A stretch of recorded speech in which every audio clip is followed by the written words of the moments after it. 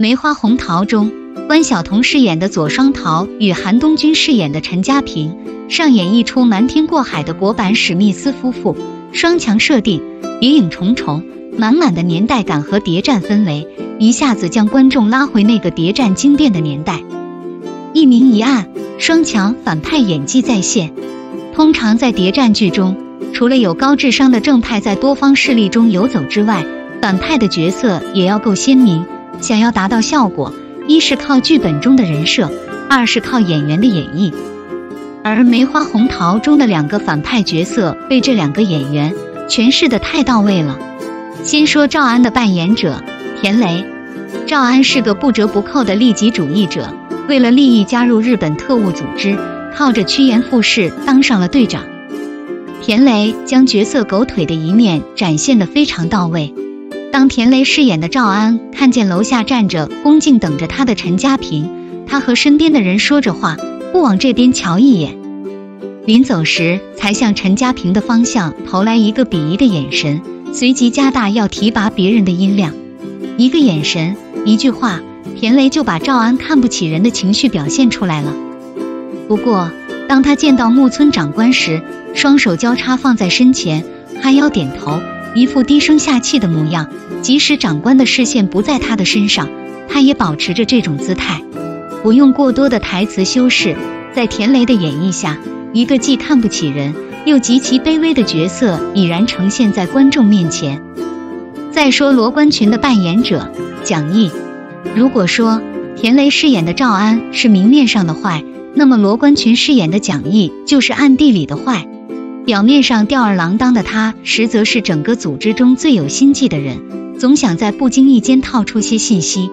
而蒋毅演技的高明之处，就在于能将角色的心计表现出来。比如审问陈家平这段，罗关群从进到审讯室的那一刻开始，嘴角就没放下来，说着家平是自己人，却将他乖乖地哄骗在椅子上。在问到关键问题时，神情立刻严肃，意味深长，得到回答后又马上换回一副笑脸。在陈家平和左双桃完美配合后，明面上与两人把酒言欢的罗关群，在送走两人之后，却一脸的不相信，眼神中传达出狠意，让人不寒而栗。笑脸下的丑恶嘴脸，严肃与嬉笑之间的度，被蒋毅拿捏得十分到位，既能展现演技，又能让观众带入角色。毫不夸张地说，田雷和蒋毅对角色的精准塑造，提升了这部剧的水准。但与演技老道的两位配角相比，梅花红桃两位主角的表现被显得更差了。首先是本剧的女主角左双桃的扮演者关晓彤。在该剧官宣阵容时，不少观众心里都泛起了嘀咕，演惯了现代剧的关晓彤能演好谍战剧吗？关晓彤确实没辜负观众的期待，没演好。剧中的左双桃是军统特工，也是有勇有谋、成熟稳重的蛇蝎美人。然而关晓彤饰演的左双桃完全不像是一个特工，她接到刺杀任务，在火车上与同伴用毒杀害目标人物，却因药量不够未能致死，商讨后准备在火车到站后袭击。然而对方却事先留出后手，将火车上的人拦下。以左双桃的智商，此时他马上会想到这是他们捣的鬼，冷静下来后立刻思考对策。只不过关晓彤的表演只是微微皱起眉头，嘟着嘴，像是听见了什么不可思议的八卦一样。在亲眼目睹自己的同伴中枪被杀之后，站在门外的关晓彤也只是瞪大眼睛，张着嘴表达情绪。这熟悉的瞪眼式表演套路，不禁让我想起一位故人。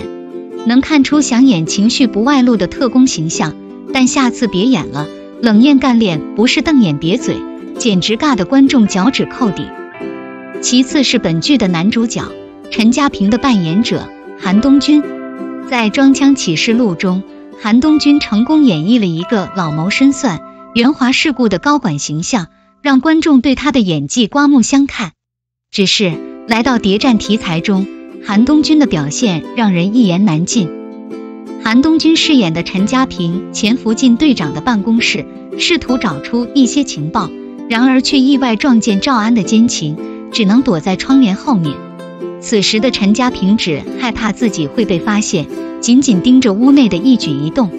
不过韩东君仰天摇头，藏不住笑意，一脸吃瓜后的感叹：韩东君，你自己看看，这时吃瓜合适吗？在火车站的混乱中，陈家平出现在这本身就很可疑。在这种情况下，韩东君不但不压低身子，和众人一样避免引起关注，他还刻意整理帽子，让脸更暴露在人们面前。这哪是怕别人发现，这是怕别人发现不了。韩东君的表演痕迹太重，每个动作都像是精心设计过的，反而失去了角色本身的味道。演起考验演技的谍战剧就暴露了真正的水平。其实关晓彤和韩东君的演技在当红的小生和小花中算得上是不错的，前提是挑好剧本，选对角色。